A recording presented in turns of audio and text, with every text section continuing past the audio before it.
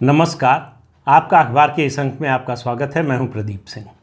प्रधानमंत्री नरेंद्र मोदी की एक उनके व्यवहार की या उनकी पर्सनैलिटी की कहें एक खूबी है, वो अपने ऊपर की गई व्यक्तिगत फप्तियों, कमेंट्स का या आरोपों का जवाब नहीं देते। कभी वो दूसरे के खिलाफ, किसी नेता के खिलाफ व्यक्तिगत टिप्पणी नहीं करते जब तक कि पानी सर से ऊपर न जाने लगे। जब बर्दाश्त के बाहर हो जाता है, जब सीमा लांघ जाते हैं नेता ऐसी टिप्पणी करने वाले, तब वो पलटकर जवाब देते हैं, अन्यथा वो चुप रहते हैं।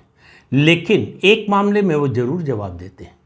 जब आप देश की अस्मिता को चुनौती देते हैं, जब आप देश की प्रतिभा को चुनौती देते हैं, जब आप देश की उपलब्धि को चुनौती देते हैं, जब आप देश के लोगों की प्रतिभा को, उनकी उत्पादन की क्षमता को, उनकी इनोवेशन की क्षमता को, उसको चुनौती देते हैं, एंटरप्रेन्योरशिप की क्षमता को चुनौती देते हैं, तब वो चुप नहीं रहते। देश के खिलाफ बोली गई बात, और ख़ास तौर से जब आप तुलना कर रहे हो अपने दुश्मन देश से, दुश्मन देश की तुलना में आप अपने देश को नीचा दिखाने की कोशिश मोदी कभी अनुत्तरित नहीं जाने दे सकते। और वही हुआ है पिछले दिनों। अभी 2 दिन पहले ही राहुल गांधी को उन्होंने कहा मूर्खों का सरदार। उन्होंने नाम नहीं लिया किसी नेता का, लेकिन जाहिर है कि इशारा किसकी ओर था, किसी से छिपा नहीं था। राहुल गांधी के लिए कहा मूर्खों के सरदार हैं। अब सवाल यह है कि प्रधानमंत्री ने यह टिप्पणी क्यों की, और राहुल गांधी ने ऐसा क्या बोला था जिसकी वजह से प्रधानमंत्री को ये टिप्पणी करने के लिए मजबूर होना पड़ा। तो पहले राहुल गांधी की बात बता देते हैं। राहुल गांधी, आपको मालूम है कि हर अपनी सभा में 2-3 मुद्दे, उनके फिक्स मुद्दे हैं, उठाते हैं। विधानसभा का चुनाव हो, लोकसभा का चुनाव हो, उससे उनको कोई फर्क पड़ता नहीं है। वो किस क्षेत्र में बोल रहे हैं, किस स्थान पर बोल रहे हैं, किस राज्य में बोल रहे हैं, उस प्रदेश की भाषा क्या है, उस प्रदेश के मुद्दे क्या हैं, स्थानीय मुद्दे क्या हैं, इन सब से उनको कोई मतलब नहीं है। उनका मुद्दा ये है कि नरेंद्र मोदी अपने को ओबीसी कहते हैं और 2 करोड़ का सूट पहनते हैं।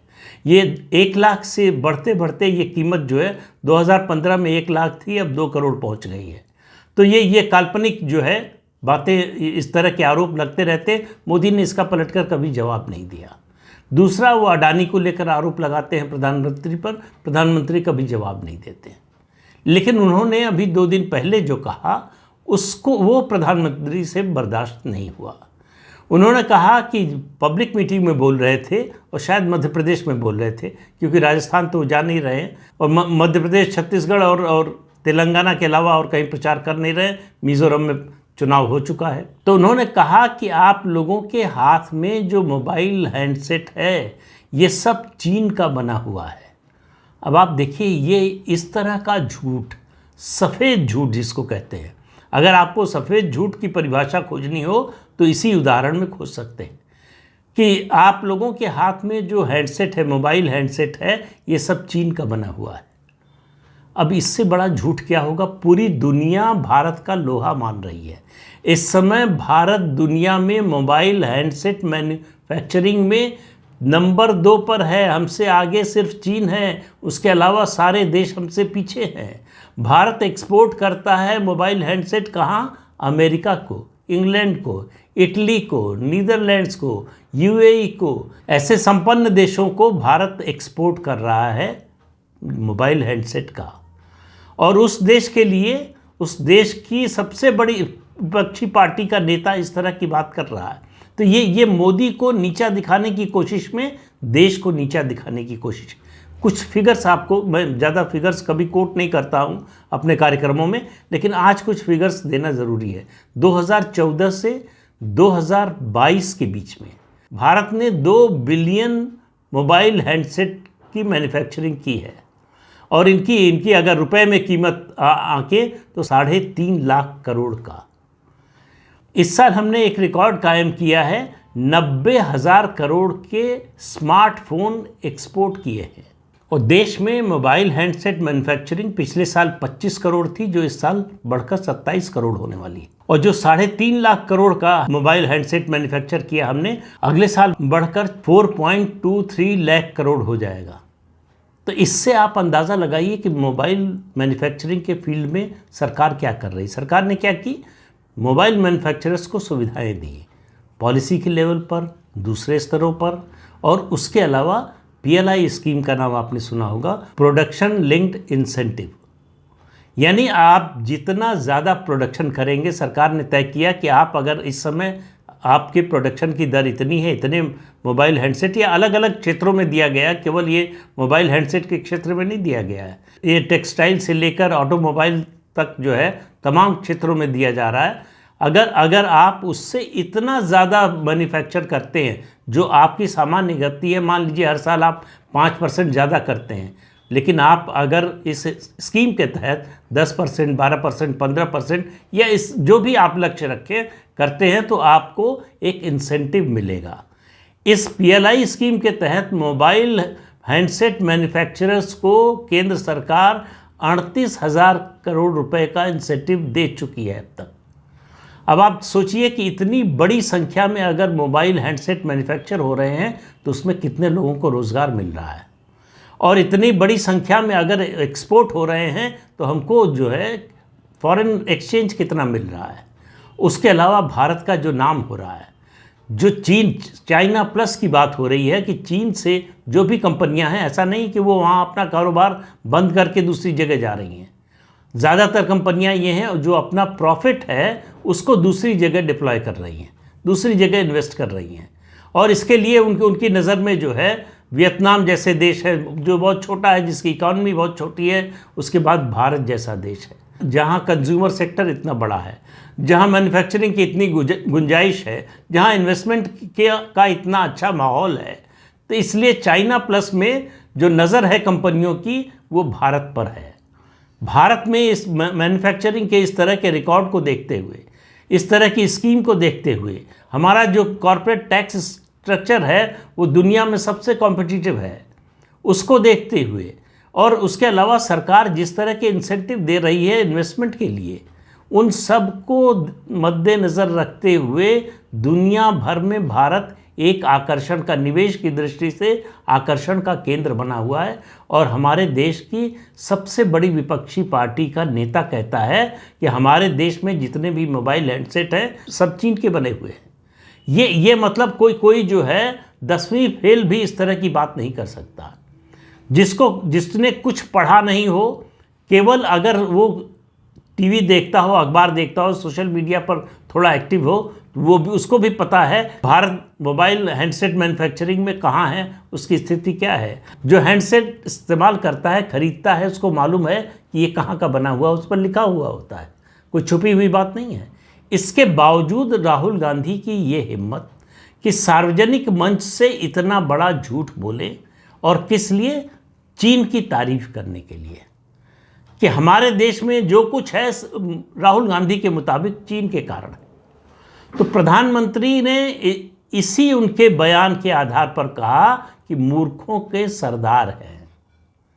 अब मूर्खों का सरदार कहा, मुझे लगता है इसके अलावा कोई उपाधि उनको दी जा सकती है, ऐसा मुझे तो कम से कम नहीं सूझ रहा है। क्योंकि इस तरह की बात करना, देखिए आप किसी व्यक्ति के खिलाफ हैं, अपने राजनीतिक प्रतिद्वंदी के खिलाफ हैं, उस पर आक्षेप लगाते हैं, झूठे सही वो एक अलग मामला है, खासतौर से चुनाव के समय ऐसा करते हैं तो। लेकिन आप देश के खिलाफ बोलते हैं, देश की प्रतिभा के खिलाफ बोलते हैं, देश की उपलब्धि के खिलाफ बोलते हैं, और दुश्मन देश की प्रशंसा करते हैं, तो ये तो अक्षम्य है।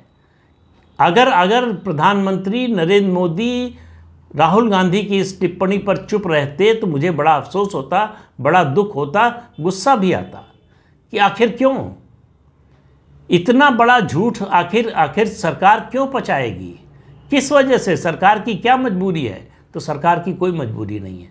सरकार को अपने देश के लोगों की प्रतिभा पर गर्व है, अपने देश के लोगों के एंटरप्रेन्योरशिप, उनकी मैन्युफैक्चरिंग की कैपेसिटी, और उसके अलावा इनोवेशन की कैपेसिटी, तमाम क्षेत्रों में जो उपलब्धियां भारत के लोग हासिल कर रहे हैं उस पर गर्व है, और सरकार उनके साथ कदम से कदम मिलाकर चलने के लिए तैयार है। ऐसे में केवल चुनाव में एक डिबेटिंग पॉइंट स्कोर करने के लिए, एक झूठा आरोप लगाकर एक भ्रम फैलाने के लिए अगर इस तरह की बात विपक्ष का नेता बोलता है, और विपक्ष की सबसे बड़ी पार्टी का सबसे बड़ा नेता बोलता है, तो ये उस पार्टी के लिए शर्म की बात है, ये पूरे विपक्ष के लिए शर्म की बात है।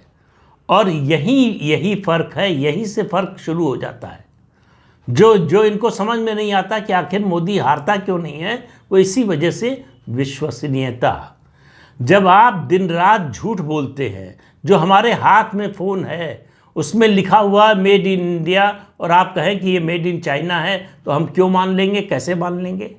और ऐसा झूठ जब आप बोलेंगे तो हम आपकी दूसरी सच बात पर भी क्यों भरोसा करेंगे?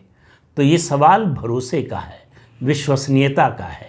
सार्वजनिक जीवन में विश्वसनीयता बहुत बड़ी चीज़ होती है। अगर आपकी बात पर भरोसा नहीं है तो कोई फ़र्क नहीं पड़ता कि आप सच बोल रहे हैं या झूठ बोल रहे हैं। लोग आपकी बात सुन भले ही ले, लेकिन उसको मानने को तैयार नहीं होते, उसको स्वीकार करने के लिए तैयार नहीं होते।